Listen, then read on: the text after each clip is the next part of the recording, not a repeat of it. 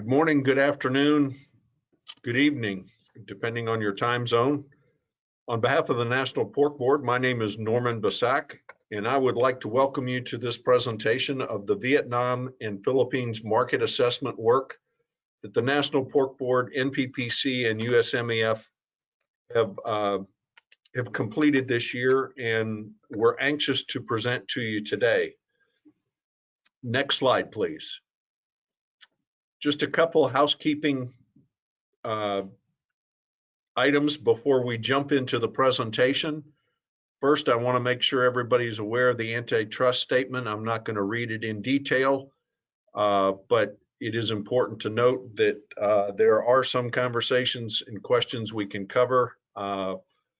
Pricing, things that would lead to agreements or inferred or in part are off base. So we will keep this very focused on education and sharing the research and the insights that we have found in the market. Next slide, please.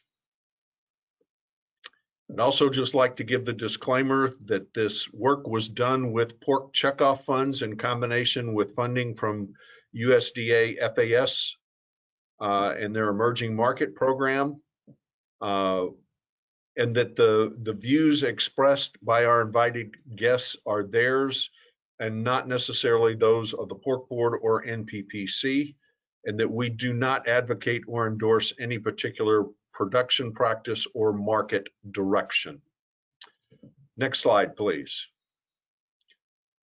There is a way for you to ask questions as we're going through. I think everybody's pretty well versed in the Zoom and webinar world. If you'll type your questions in, we'll do our best to ask those to the presenters and make sure that we get those covered. We have an hour on the schedule. We're going to try and make best use of that time. We have a lot of material to cover. The purpose today is just to introduce you to both of these studies and then provide you the links to download both the exporter playbook and the complete study. Obviously, all of those are available to anyone who would like to receive them, and that instruction and information will be given during the presentation today. Very excited to turn it over to the presenter. Rupert Claxton is with Gira, a global marketing company that was employed to conduct the studies in both of these markets, and they're also the ones who completed the China market assessment that we presented last year. We'll also hear from Sabrina and Joel with USMEF and have time for questions. So without further ado, Rupert, I'm going to turn it over to you. And Norman, thank you very much for the kind introduction, and thank you all for giving up an hour of your time to hear what I've got to say. And we've had a fascinating year following on from the China study last year, carrying out this work in the Philippines and Vietnam with the support of the Pork Board and also of USMEF. And so it's been really good to get our heads into markets which are going to clearly be important and interesting and very relevant to all of you going forwards. So I haven't got long to introduce them. There is a considerable amount of work that we put into the two reports, and so please, when you've had time to read them, funnel some questions back through Norman and the team, and we look forward to talking to you in more detail over the next year. We'll see how it unfolds. So in the time that I've got today, I'm going to introduce the two studies to you, give you a little bit of background on how they're structured and what to expect, because I think it will help you in picking your way through them. And then I'm going to dive into a couple of points of interest. One is, where is China today? The impact of ASF now? What does COVID mean? Where are we going? And really, it's why are these two markets so important to what you do going forward? I'm then going to give you a very short, sharp overview of Vietnam and then the Philippines, highlight a couple of challenges for US pork, the opportunities then that there are in those markets immediately and going forward, and leave you with a couple of thoughts. And if Norman and the team are lucky, I'll get it done in the half an hour they've asked for. So the studies themselves, as in the China Pork 40 study that we did last year, same structure, in the hope that it makes it simpler for you to navigate and to find the links and to really use them in your views going forward. This time, though, we only look forward to 2030. I think that's a realistic time frame for us all to be working on. 2 markets, 2 sets of reports, Philippines and Vietnam. The aim was to build understanding of the entire pork system, end to end in each market, so that you don't just understand how to drop imports into the market, but you understand the relevance of those imports going into the market, what they do in the market, how the market around them works and interacts, and therefore how to develop your opportunity and position. And the 3 points in that: the opportunity now, given that both markets are devastated by ASF in country, the opportunity going through 2020, 25 and 30. So we don't go out to that longer term time frame of 40. It's too far in these countries. And the opportunities and challenges for US pork, the real relevance. It's all very well having that information, but what does it mean to you, the exporter, and why is it a good opportunity today? For those of you that don't know the geography or are a bit rusty, Vietnam very clearly down here, a very long peninsular country, quite different. It's one landmass, it's very thin. The southern end is a bit more advanced, they're a bit more commercial, and the government sits up here in the north, more Chinese influence traditionally. They're a little more rooted in their communist past, but the country as a whole opening up, commercializing, playing a much bigger role in export markets around the world. Philippines over here on the right, a large archipelago, huge islands, real internal infrastructure problems, but 3 major urban centers, of which Manila is the major one. 12.9 million people in Metro Manila, 110 people, a million people in the country overall, as opposed to Vietnam, 97.3 million people. And what makes these outstanding in the region is that pork is the #1 meat, and they are both developing economies, which means they are going to want more meat. Question is, domestically produced or imported, and what are the opportunities around that? The reports themselves, as I said, 2 sets of reports. The Vietnam Word report is 170 pages, the Philippines is 200. They're these white covers you see up at the top. And then from those we've extracted and produced 2 marketing toolkits, 1 on each country. They're 18 pages based on PowerPoint. They're a little simpler to digest. The idea is you can go into those, pick out the things that are interesting, and then go and read the detailed report when you've had time, or cross-reference and go and find the relevant bits that will really help you there. And if we then click on through the report structure, which is the next slide. Well, I'm ahead, so I've been forgetting to give prompts to the slide change, but it's keeping up very well. The report structure, 10 chapters. Both reports are structured the same. They are very similar, not quite the same as the China report, but similar. The things that really matter for you, the executive summary that lays out the key findings in each country. Chapters 2 and 3 just set out what we were asked to go and do at the outset of this project and how we went about doing it. So those of you that want to understand what we were up to, it's there and laid out. And then from there, 4, 5, and 6, effectively, the detail of how the country is today and how it is changing. Chapter 7, the main forces for change. They are the things that will shape the outlook over the next 10 years. There are lots. We plowed through months worth of work trying to find out the ones that were really, really relevant to the way that pork was consumed in each country, and therefore what it would mean for the import opportunity. From there, we go to the photos of the national markets to 2030. They're effectively 3 flow diagrams, and I'm going to show you one from each country in a minute. But it shows you how pork moves through the market, both imported and domestic, and how that changes over time. And then we go to the so what's, the market opportunities, gaps, and pitfalls for suppliers, and then recommendations for the US specifically. And in there, we look at competition from other meats, competition from other importers of pork. What does the US do well? What do the others do well? How can you change that? And where does the meat flow through the system? So we then click on to China. So the next slide. I couldn't do anything this year without thinking a little bit about the impact of China, ASF, and COVID on the world market. And no question, what has happened with China and ASF has shaped the world market in 2020. COVID has come in over the top of that. And to some extent, it's given some balance, because one without the other would have been really exceptional. If we had COVID without ASF in Asia, the oversupply of pork in the world market would have been a real challenge. China continues to pull everything it can get off the world market today. So the shortfall in 2020 is about 26 million tons. The officials are still covering up the level at which they've got ASF. They're still not reporting all of the cases. They've got other things to worry about anyway. The important thing is that the industry is restructuring, and restructuring rapidly. They're cycling gilts back in, they're rebuilding the herd. And you see that red line that's just been animated across shows us that when we get out towards 2025, there is a new level for the industry. We do not expect it to go back to where it was before, and that decline started as early as 2014.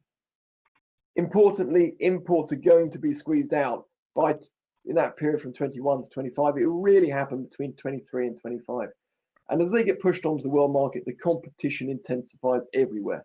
And that means that we've got to look for other markets for US pork. And so that's why we're doing what we're doing for you. The outlook we're showing here is bullish. It requires the Chinese to get everything right. The evidence is that they're making very good progress, but even the Chinese can't accelerate nature. So it just takes time to expand the herds and the sow numbers that they've got.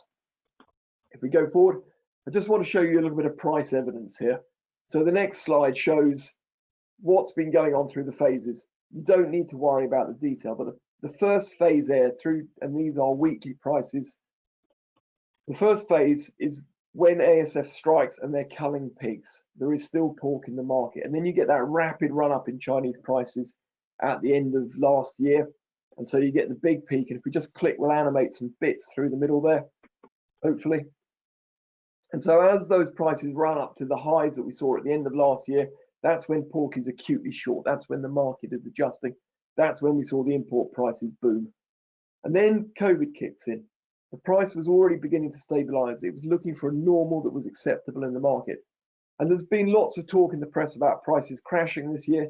The reality is that we've gone from a price back there on the left-hand side of $1.67 per kilo to a price level at the moment that's stabilized at around $4.72 US dollars per kilo. They are very high prices compared to what the market is used to. They've come back from the peak for sure, but they're still very, very high, which tells us the Chinese are still short of pork in the market. If we just click forward just to show you the ASF situation across the region, I think it gives you an idea that the Chinese have been massively underreporting. You can see the complete lack of coverage in China, a few outbreaks in there, but not seriously declared.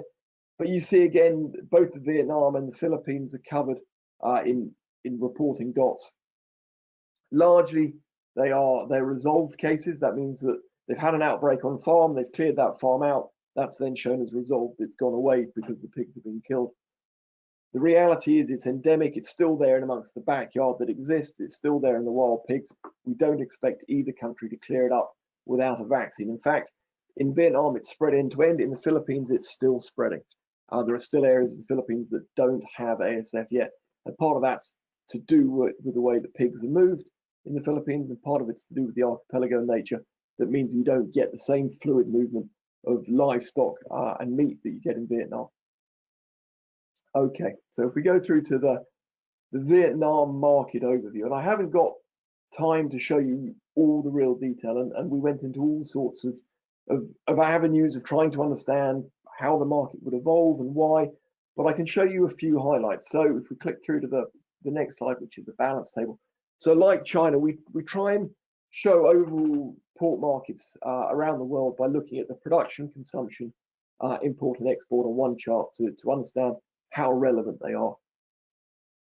Pre-ASF in Vietnam, there were very little imports of pork in the market. There were some, but they were very low level. The majority of the market is domestically supplied. What we don't see in this is a huge live export trade into China that exists out of Vietnam, and that's because the Vietnam pork price typically was very low. There was some imported chicken. There is some cold chain for import into the market, and so we've looked at that in detail to try and understand how much pork we might be able to move through those channels. ASF was declared very early in 2019. it was likely there late in 2018, and it spread rapidly through the country. So that creates that very sharp drop off in production, down about 2 million tons over the period. And then we go back into this rebuilding phase. I get challenged a lot on why do we expect them to rebuild. Part of it is down to food security. Part of it is down to the fact that we've already got major sow operators on the ground in Vietnam. Part of it is that there is a local supply chain that means that they will need to have local meat to put into that because they want fresh local pork. But there is still a huge opportunity for imports coming into the market. This is not a China-sized opportunity, though. It's still very good. And they eat a range of the kind of products that help with the valorization of US exports. So significant opportunity in the midterm. It recedes a little bit, but long term, we expect imports to remain very important in the Vietnamese market because of the rate of growth we expect to see in Vietnam. And so you see the gap between production in black here and consumption in blue remains as we look out towards that 10-year horizon. If the market's managed right, that might even be wider than we're expecting, but it's a positive outlook in a really interesting market. And crucially for me, it's absolutely at its peak as China pulls back. So when we're looking for places we can put product that could have gone to China, this is a good opportunity. If we just go nudge forward one slide, then you see that what this means in terms of imports of pork into Vietnam. I haven't shown you this for the offal products. This is just carcass cuts under the HS code 0203. But you see that rapid build up as we go through this phase of an absolute shortfall in meat on the market. The trade into Vietnam this year and next year could be bigger if it wasn't for the prices that China has bid the world market up to. Notable things about the market, obviously it's competing with China, has a lack of infrastructure for moving product through, but we're seeing some of that being built now, but that is a very clear constraint. They don't restrict on ASF outbreaks, so countries that have been banned from shipping to China, the Philippines, Japan or Korea, so Germany most notably of late, can still ship to Vietnam from areas in country that are free of ASF.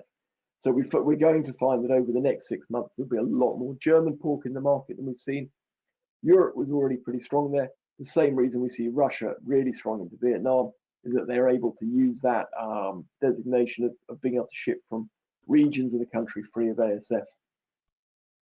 Other countries have been distracted by pushing more product towards China, understandably given the prices. Questions about where this market can lift up to. Sorry, if we just click forward one slide, then we see that this is the flow diagram that I was talking about in the earlier briefing.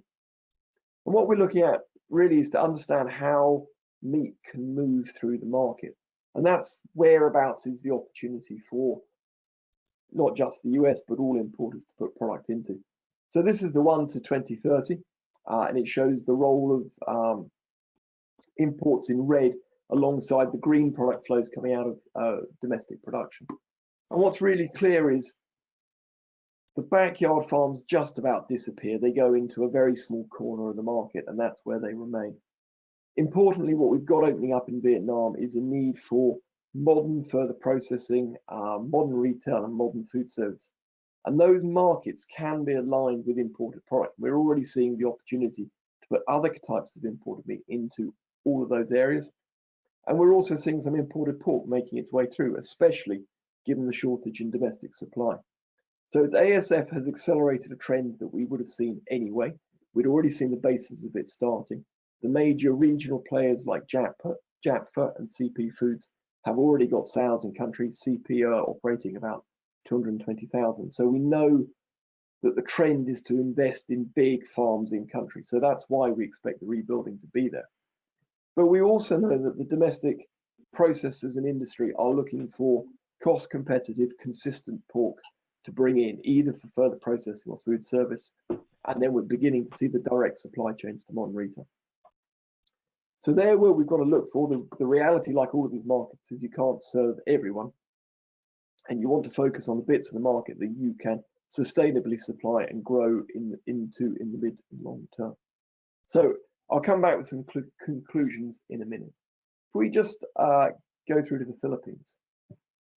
So a similar kind of outlook in the Philippines. Now ASF is spreading differently. Because of the archipelago nature, it's been much slower. We think it was much slower to be identified. The original identifiers that we saw for ASF came from factory workers going back to other countries where they were talking about pigs dying much earlier than the original identification of the disease. So probably there in early 2019 rather than late 2019. But again, a significant drop off in production, close to 700,000 or 800,000 tons. But importantly for me, and if you click through, it shows you the 830,000 ton decline. Imports were already established in the market, so different to Vietnam where we didn't have imports playing a major role. Not just pork imports and pork offal imports, but also chicken and beef were becoming established. It remains contentious with domestic producers that imports exist, and so the government continues to balance the need to have cheap and affordable meat in the market alongside the sorry, we dropped out the screen there, but there we go. Alongside the need to keep the farmers happy and to encourage investment into farming. And it will be less relevant going forward because the backyard farms have effectively been removed by ASF from the core production regions. But there are lots of serious political figures who have got families with money in farming, agriculture and meat production in the Philippines. So there's more drag there than you would hope going forward. But unlike Vietnam, we see a widening cone for imports.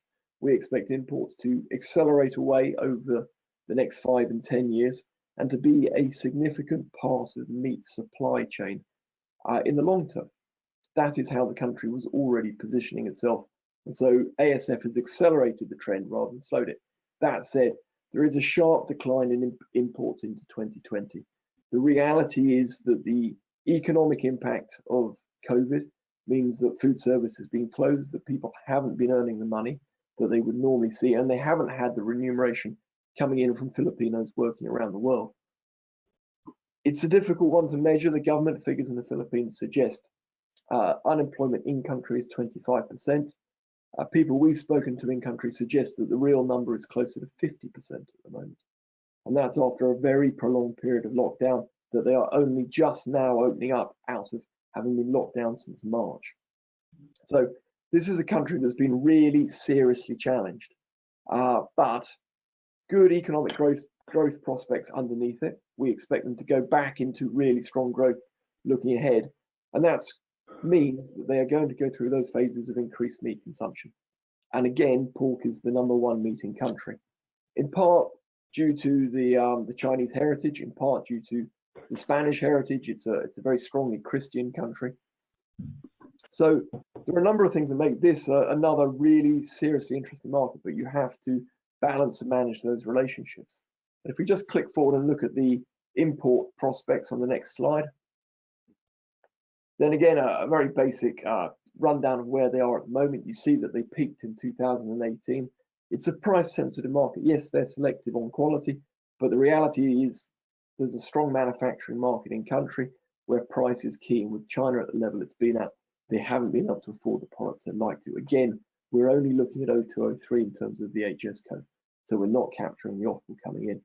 The growth potential going forward is huge, 18% per annum over the next 5 years. That really signifies the shortfall in domestic production created by ASF. And although they rebuild some of their domestic production, it takes them out to 2030 to get that back up to a level, and the market's growing away from them at the same time. So the opportunity is huge. We've got all of the normal global competitors in there, so you've got to be wary of how you position themselves and how you manage your relationships. And of course, you've got support to do that. And one of the things we've found is that the relationship on the ground, the Filipinos talked a lot about having face-to-face contact and wanting to understand who they were buying from and have a personal relationship there. Notable that Germany was one of the major European suppliers. They were actually pulled out in mid-2019 because of ASF. It was thought that they'd shipped some pork from Poland via Germany into the Philippines, and that mislabeling led to Germany being suspended, and then their ASF case this year has led to them being removed completely. Same kind of flow diagram as I showed you in Vietnam, shows the same kind of prospects of movement. Where you find these in the reports, you'll see that there's one for 2019, one for 25, and one for 30. We wanted to show you what it looked like really before ASF and COVID got hold. Just showing you what the weighting was this year isn't relevant. The weight of the lines signifies how much pork we think is moving through each channel. So you see, by the time we get out towards 2030, again, the small farms are very minor. The weight of the flow moves from the traditional domestic production over towards imports. We find that direct supply and imports becomes much more important at the moment. The trade tends to go through local importers and distribution. But as the further processes in country gain scale, as the modern retail develops, we're going to find it's possible to have direct supply relationships for a lot of that product. So again, I would stress that understanding who you can have that supply relationship with over the next 10 years is important than who you supply today, because you don't have enough supply for the Philippines to serve everyone in the market who would like to buy from you. So think about long-term positioning and where you want to go. So before I run all the way out of time, just to sort of recap with some challenges for US pork. So if we click forward the next two, and one more slide, please. So pictures there, the top picture in that was taken in one of the wet markets in Vietnam, and the lorry underneath is in the Philippines, showing that there is no refrigeration for local movement of product. As we'd expect in a lot of the developing markets, a direct supply of hot meat is safe and secure because they understand how they're handling it. You can't move imported frozen meat in the same way through this system. So the infrastructure has to catch up, and that limits the bits of the market at the moment that we can get product to. But that is changing, and ASF has accelerated that. So lack of suitable infrastructure, very clearly a challenge, and a lack of direct sales channel. You know, we're used to going to China, where there are big freezer wholesale centers around the major cities that allow us to push imported product down into the wet market quite quickly. That doesn't exist in either market at the moment, but we've got local importers and traders who are moving product around within the major cities, and they will for now facilitate that. Longer term, we're going to step change to a more modern and consolidated supply chain. In both countries, infrastructure only serves the modern major urban centers. So in Vietnam at the moment, that's Ho Chi Minh City and Hanoi, and where we get distribution of imported product. Beyond that, it's typically not refrigerated. There are a couple of exceptions to that for hotel chains where we've got tourism. It does filter out a bit, but the chill chain breaks down very quickly. And the same in the Philippines, Metro Manila, Metro Cebu, and Davao City. So at the moment, limited, but they are the major growth hubs for consumption anyway. That's where you want the product to be. So it covers most of the market, but can afford imports anyway, so that's okay. Outlook is for a few specialist importers to rise above the rest. And they're the ones you need to look out for in your dealings, is to try and identify who the guys are that are really on the ball and how they're going to grow going forward. If I just click forward a slide to import competition, EU suppliers are leading both markets currently. They're established. That's in part due to the small plants that Europe's had, in part due to not everyone being listed for China, and that they put a bit more focus on there. They've had some language and colonial ties, which have helped them for sure. They'd be more flexible. We've heard that a lot in the market, that the European plants are more flexible on their requests, whether that's on trimming or packing or minimum order sizes.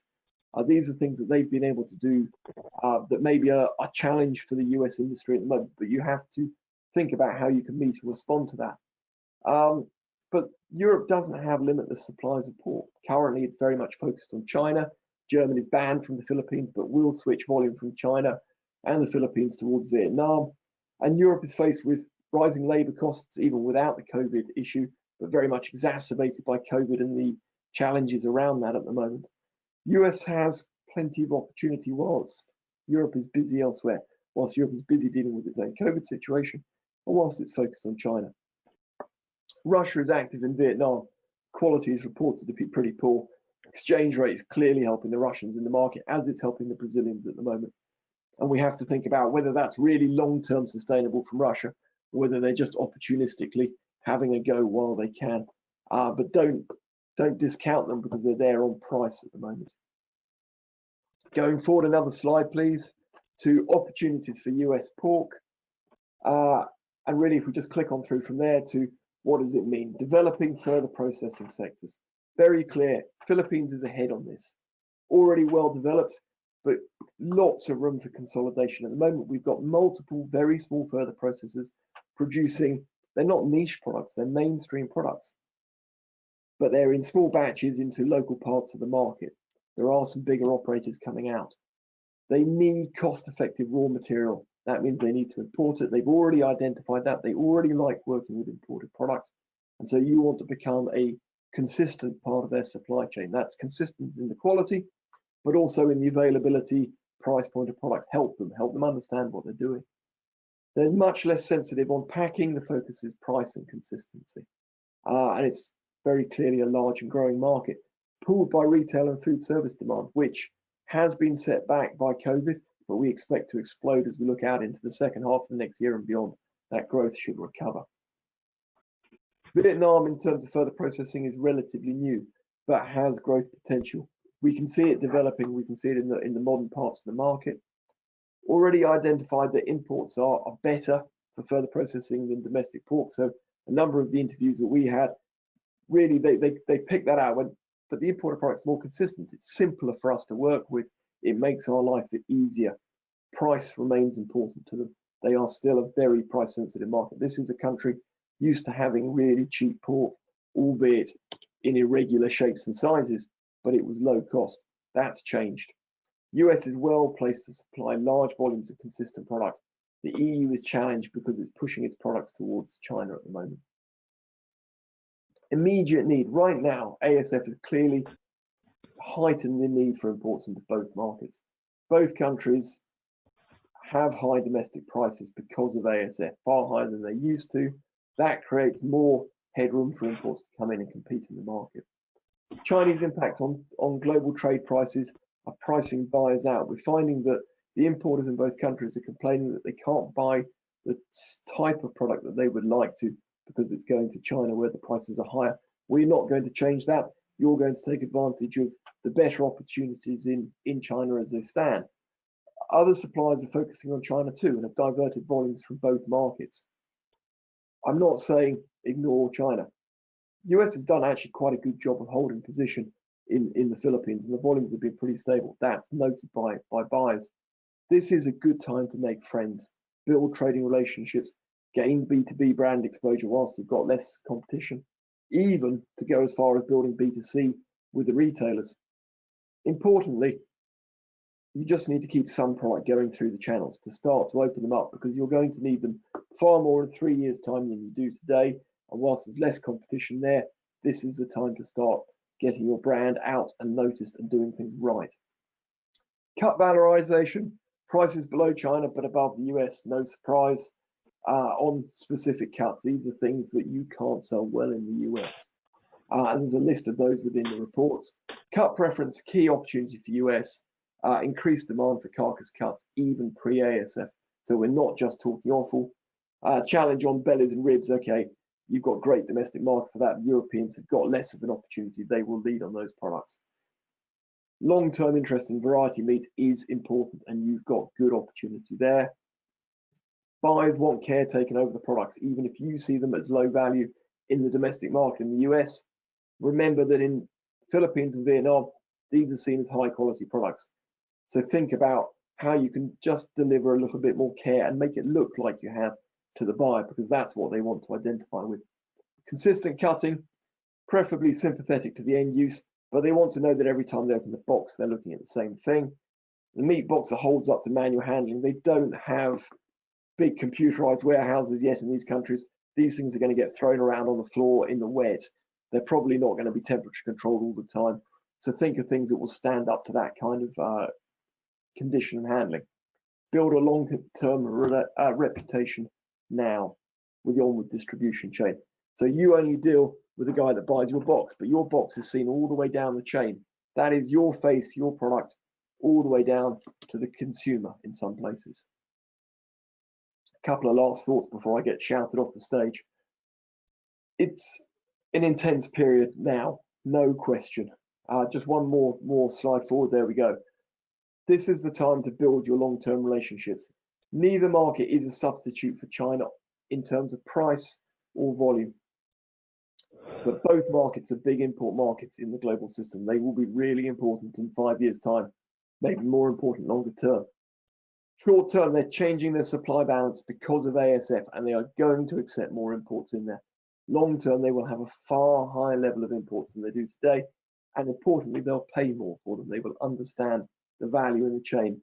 Currently, they're squeezed between high global prices and weak domestic economies because of COVID-19. But that's changing. So as we go into 2021, the opportunity looks better. If we just click once more, you cannot give up China now for these markets. I understand that. That's clear to everyone. But just seed some product in there.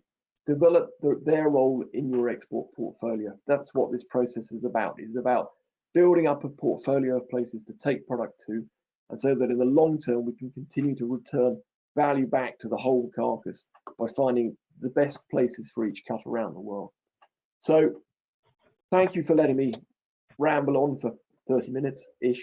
I think we've got some questions later, but for now I'm going to hand over to the USMEF, to Joel and Sabrina. I'd like to just thank them again for their support at the outset of this project. Clearly what they're doing in country is really important to what you do going forward. So Joel and Sabrina, I hope you're out there somewhere. Thank you. Okay. Thanks, Rupert. Can anyone hear me, or maybe someone can send me an email and let me know? We can hear you. You can hear. Okay.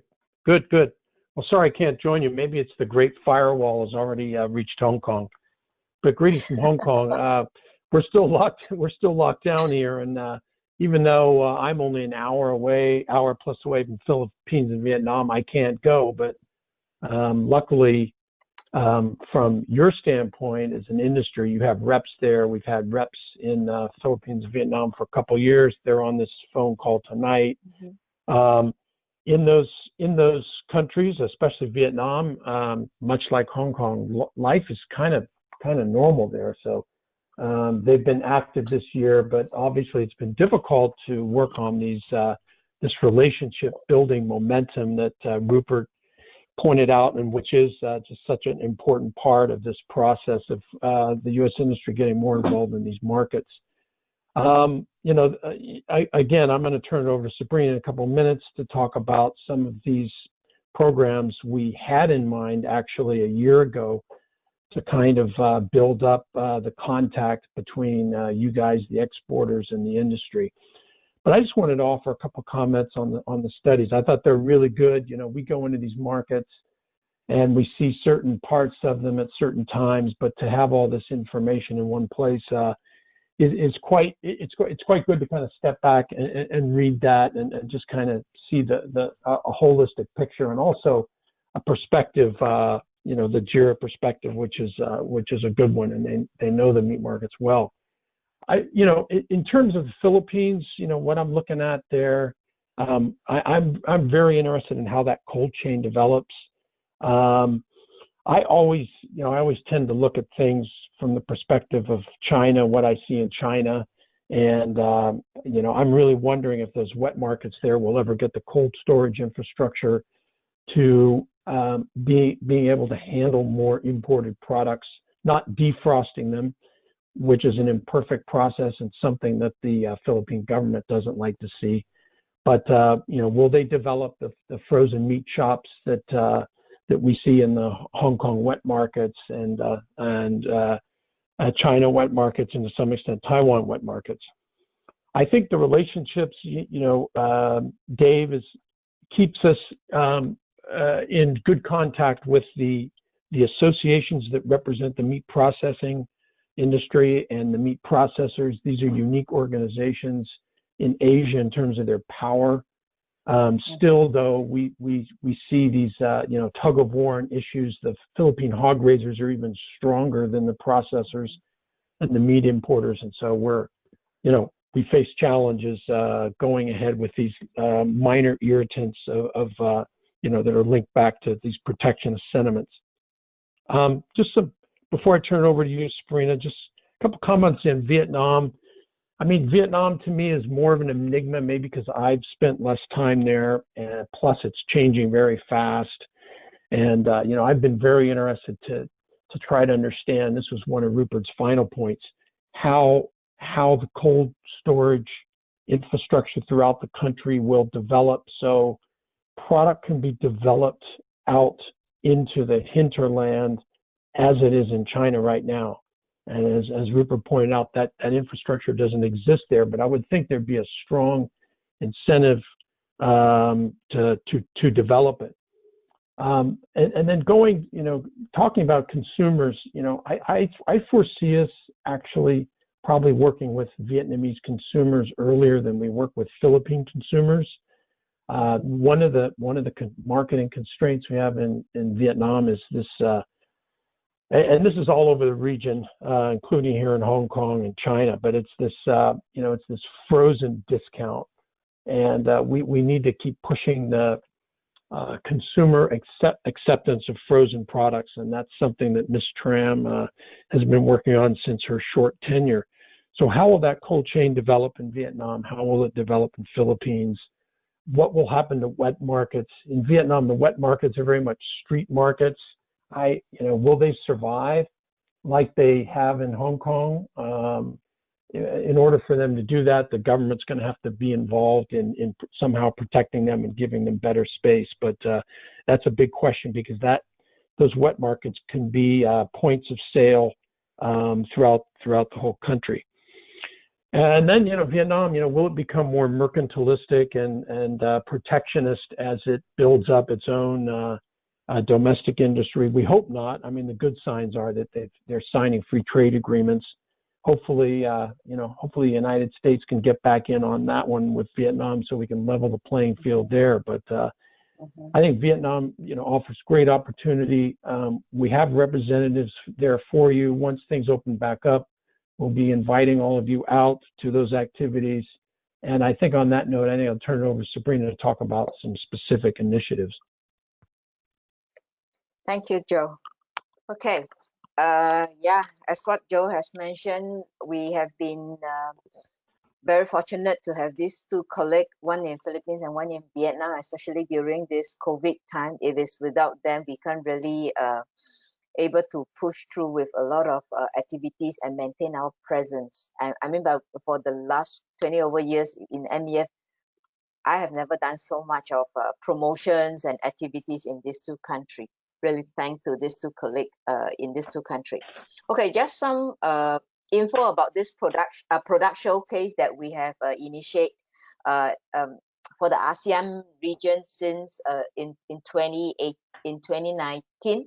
We're supposed to do one for this year, just focus for the Philippines, but because of the COVID situation, we have to postpone, and we are actually looking for next year, somewhere in August. Reason why is that late is because there will be a trade show, which is the WOFAC show, which is one of the big show in Manila, and that will be a good event, for us to continue with the product showcase. And then also in Vietnam, I'm also exploring, if our members or exporter wanted to continue to understand both countries within 2 weeks or so. Vietnam might be a good time, because in Vietnam there will be the Food and Hotel Vietnam show in Ho Chi Minh City in September 7 and 9. That show supposed to be in next April, but the show organizer has somehow moved it later to September, which I think that is a wise move. So this will be the two events that we will be have presence, and we are trying to see how to work around a product showcase just for the US meat product for our importers in these two countries. Another thing, as what I just want to highlight, is that Joe did also touch on that, which is the tariff side. For Vietnam, we have this 5% tariff reduction since July this year until end of December. Hopefully, the Vietnamese government were able to extend this, tariff reduction for US to maintain this 10%, at least for another 6 months. If it can throughout 2021, that will be even better. Because as we all know that, you know, we face such a great challenge with Canadian pork and the Russian pork because of the zero tariff. Whereas in the Philippines, you know, all imported product, either you will be, you know, located in the in quota, out quota situation, where you need to pay a 30 or 40% tariff duty. So in Philippines, we are more on that level playing field. Okay, so but in Vietnam, we does see the difference, even though the quality, you know, of the competitors' product might not be that ideal, but price is really one of the things that, you know, the Vietnamese importer are looking at. Okay, so as also just to continue to further echo what Joe has mentioned about MEF activities, we have local staff there that understand the local lifestyle. Okay, and then also the most important thing is that our local staff work very closely with the FAS local office in country. In case if there's any issue regarding on the port or technical issue, like recently we have some issue on the certificate of origin in Vietnam, our staff MEF able to iron out all this issue together with FAS without having a lot of hiccups and disrupt trade. So this is one of the valuable parts of our presence in the market. And then also another area on the Philippines, as what Joe has mentioned, the Meat Importer Association and PAMPI, which is the Processor Association, have very strong influence in the country.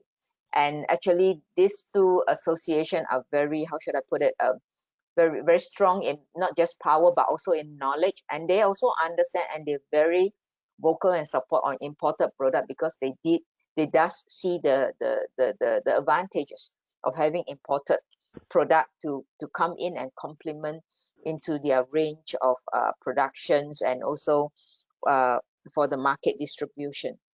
So with that, MEF have been in good contact with these two associations, and we have always give them our full support, especially if needed on the technical side, because they are really looking forward for information like this, and with such we can really like build good relationship with them. All right, and as what Rupert also mentioned about the rebuilding of the herds in both countries, I myself personally see, I think Vietnam will be much more faster as compared to the Philippines side. But again, you know, with COVID disruption, it is really hard to give an exact scenario. But again, we just do our best to maintain the presence in the market, and also to educate the consumer, because we do see, especially for Vietnam, to educate consumer on frozen product, frozen pork especially.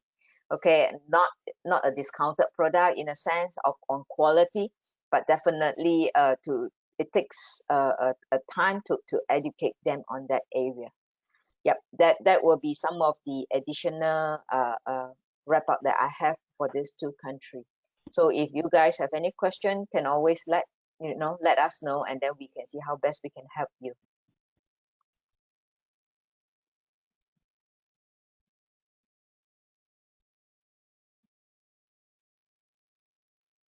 Okay, thank you, Sabrina. So next slide. I think that concludes the presentations that we have. Again, you can ask questions if you'd like to put those in the chat. Apologize, we did get synced up there and we're able to advance the slides. Also believe there's information that we can give you we recognize that everybody has different business models, different needs.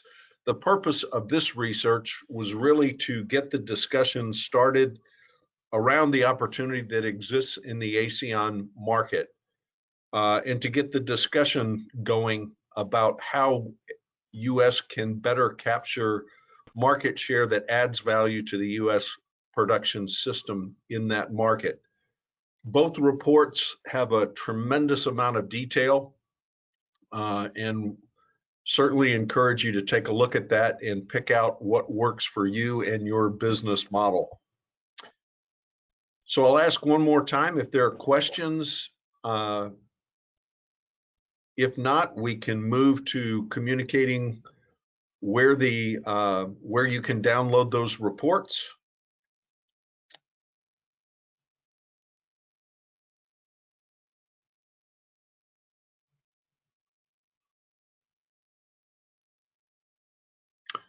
So I'm not seeing any questions come up, or Norman, we do have one question you that bet. just Sabrina, can you share a bit more info on the education piece of frozen to fresh?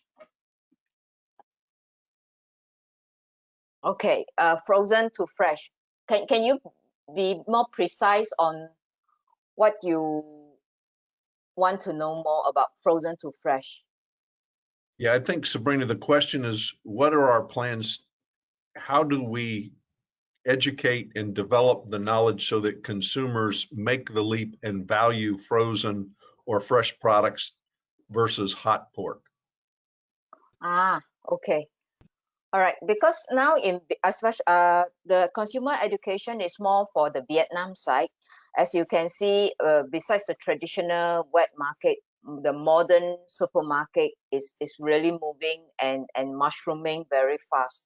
A lot of all this foreign investment, such as Lotte Mart from Korea, E-Mart from Korea, Aeon from Japan, Big C, which is a chain in Thailand, are all getting around, starting a lot of outlets in Vietnam.